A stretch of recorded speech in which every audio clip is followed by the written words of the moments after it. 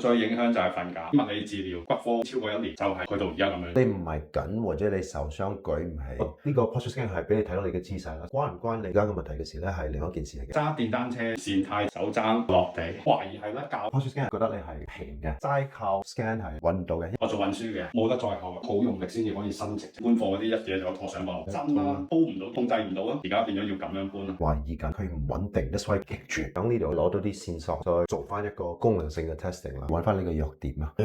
OK， 唔夠力啦，係咪有痛咧？係完全連鬥第一下力都鬥唔到，即刻就跌咗。Exactly 係嘛？呢度痛，唔穩定，弱冇力啦。係啊，而家我要揾出唔穩定嘅地方。試一試呢度，3、2、1，推。OK， 好。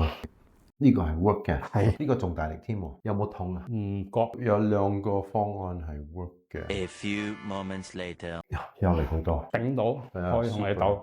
呢個更加有力 ，amazing。Good。呢個頭先呢度會扯一下，而家一次過上到去啦。之前去到呢個位，呢度會扯到好緊，而家就上去呢一下就得啦。我上嚟嗰陣時呢隻手推唔到上去嘅，而家咧就叫做喐到上去先。今日我哋俾你做過呢2個藥方，俾你之前係要做翻個測試先。OK，叫醒翻肩袖肌群，着翻個前鋸肌，穩定翻個肩。That's why 你會覺得上到去啦。2個禮拜後再見，一日做2次。好啊，OK，到時見。